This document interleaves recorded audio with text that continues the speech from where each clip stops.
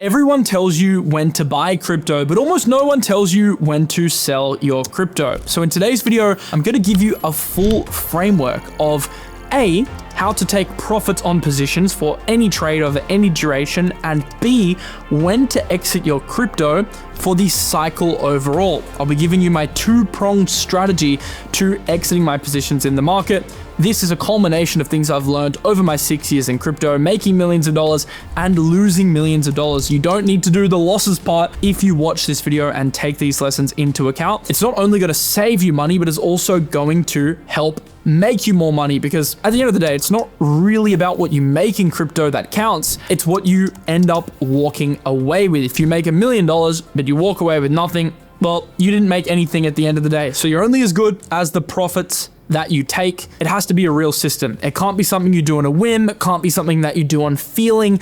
You have to have a tangible system if you want to succeed with profit taking. And that's exactly what I'm going to give you today. So the first step of the system is an incremental profit taking system. So this is the system that I use to take profits on positions, whether it's a trade for 1 day, 1 week, 1 month, or 6 months. This is how my system works. Whenever I buy a coin, I have predetermined percentages or predetermined levels on the chart where I take a percentage of profits. For example, if a coin goes from $1 to $1.50, I might take 20%.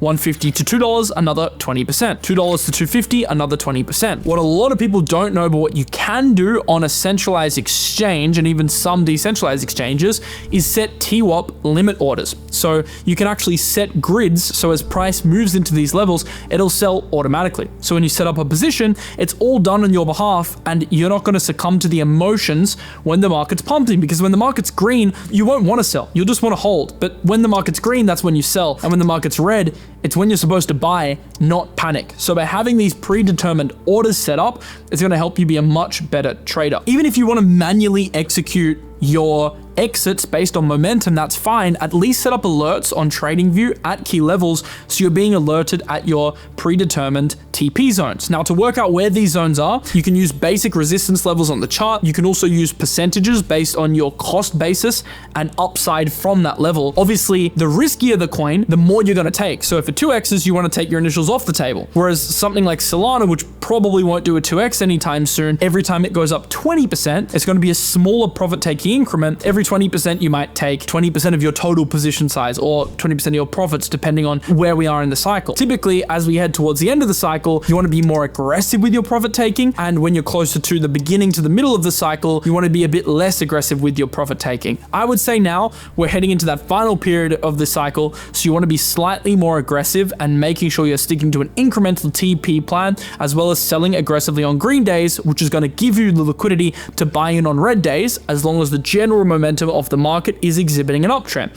So that's the first component. The second component is when to exit the market cycle in general. Now, I just want to make it clear, I don't sell all of my positions. I have some Bitcoin I want to hold long term. I got some Ethereum I want to hold long term. There are some speculative AI altcoin plays I might hold long term, Ethereum, Solana, like there are assets which I'll hold long term. But almost every asset in my portfolio, I'm at least willing to sell a decent or the majority chunk of that asset when one of two things trigger. One, when the market is getting over leveraged and overheated. If we're starting to see those blow off signs, if we're starting to see price go absolutely parabolic, I'm going to start incrementally shifting more into my forever stablecoin pile. And two, I also have an invalidation clause for the market in general. Now, what I do is I have a general invalidation on Bitcoin and Ethereum, and that is the money noodle on the 1 day. If you don't have access to the money noodle, which is an exclusive indicator in my MHC group, then you can use your own indicator, like the 100-day and 200-day moving average on the daily and weekly, are great levels. These are momentum indicators that are likely going to hit once Bitcoin starts to make lower lows. When market structure shifts from an uptrend, so higher highs and higher lows,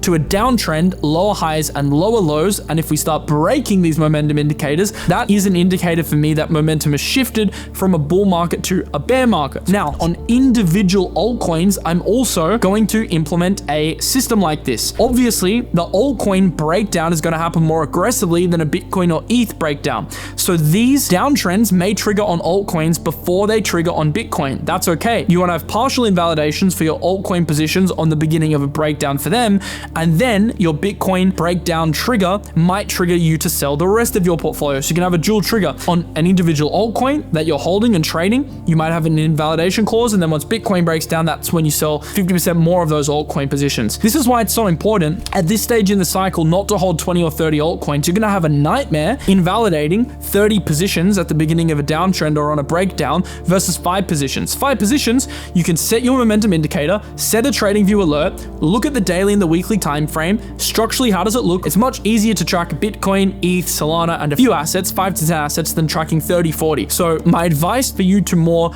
effectively execute on your invalidations is to hold less altcoins in the market. So to answer the question overall, when do you exit your altcoins? When do you exit your positions? This should be a systemic strategy that you implement before you even buy a coin. You should already have your predetermined invalidation and your sell clause set out when you buy a coin, and you should have your overall market cycle top exit plan validated before you open a single trade in the market. Now, if you already have positions open and you haven't done it yet, that's fine. We all make mistakes. We're all learning. And this is something I did many times in the past. Good thing is the market's still looking good. And I still think we have some upside. And you can retroactively now condense your portfolio down. If you're holding 30 coins, just pick the top 10 that are showing the highest beta exposure to Bitcoin and Ethereum, are looking the best on the Bitcoin and Ethereum charts, instead of bloating yourself. It's never too late to clean up your portfolio. It's never too late to add an invalidation. Just spend a day or a couple of hours working it all out, coming up with a plan and cleaning things up, and you'll be good to go.